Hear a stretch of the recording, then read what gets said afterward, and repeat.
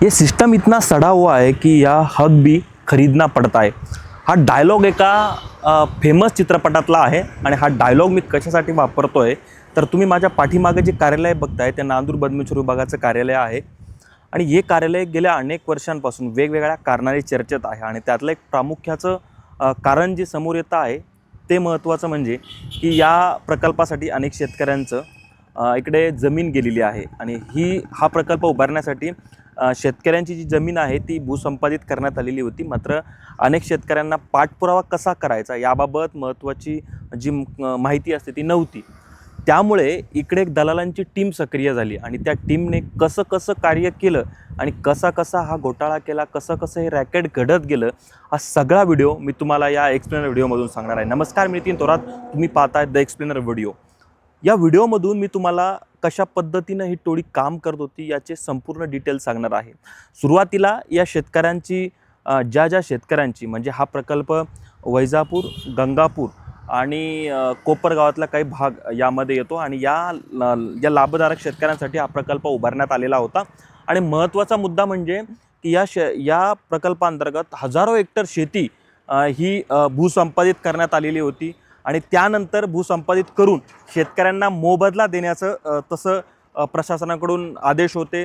शेतकऱ्यांना थेट मोबदला दिला जात होता, पण तो मोबदला देताना काही महत्त्वाच्या टर्म अँड कंडिशन प्रशासनाकडून घालण्यात आल्या होत्या आणि ते भूसंपादनाची जी प्रक्रिया होती ती सखोल असल्यामुळं त्याची प्रक्रिया कशी असते, कशा पद्धतीनं ती करायची असते, कशा पद्धतीनं ती केली जात होती याची शेतकऱ्यांना माहिती नव्हती। त्यामुळे इकडे एक टोळी सक्रिय झाली आणि ह्या टोळीमार्फत कसं हे रॅकेट करण्यात आलं तर ते मी तुम्हाला सखोल पद्धतीनं सांगणार आहे।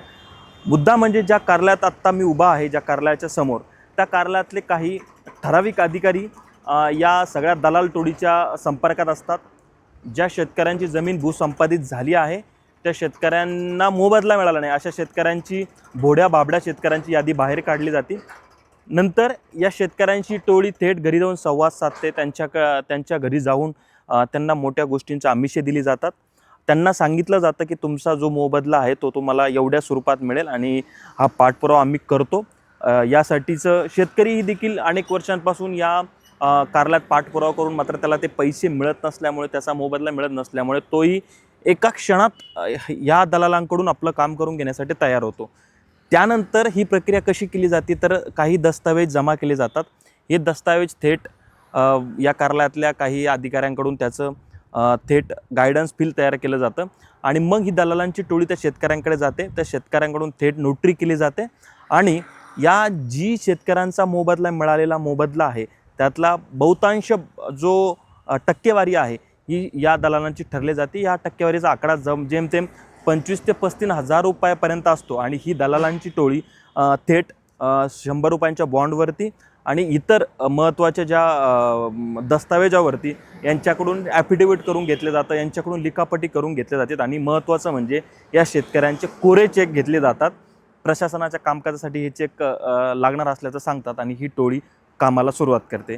यासाठी पाठपुराव्यासाठी बराच काळ जातो। बराच काळ गेल्यानंतर थेट या कार्यालयापासून तर वरिष्ठ कार्यालयापर्यंत पाठपुरावा ही सगळी दलालांची टीम करते।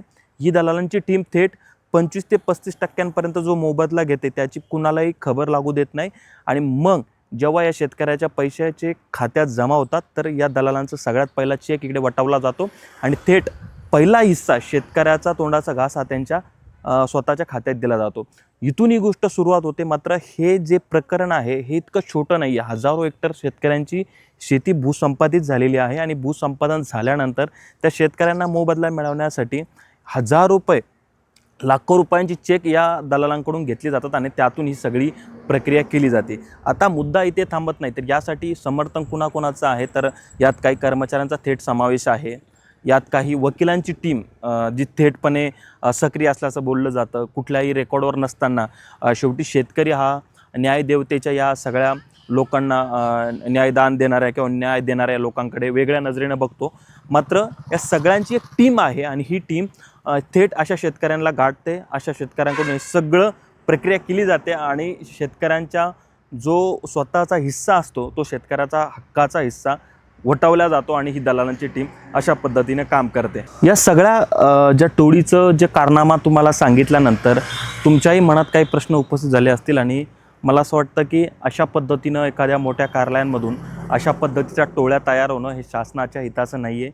शेतकऱ्यांसाठी सर्वसामान्यांसाठी हे सर्वसामान्यांचे जे पैसे आहेत त्यावर हे दलाल कशा पद्धतीने डल्ला मारत आहे आणि यावरती कुणाचं वचक नाही आहे, ही खेद आणणारी बाब आहे. त्यामुळे आता या प्रकारानंतर या सगळ्या भांडाफोडनंतर तरी आता या टोळीला लगाम लागेल का, यांच्यावरती कुठली कारवाई होईल का, या सगळ्या प्रकरणाची खोलवर चौकशी होईल का, हे प्रश्न आजही अनुत्तरित आहेत. मात्र आपण अपेक्षा करूयात की या सगळ्या प्रकरणाचं सखोल चौकशी होऊन कठोर दोषींवरती कठोर कारवाई होईल, हीच अपेक्षा आपण करूयात. धन्यवाद.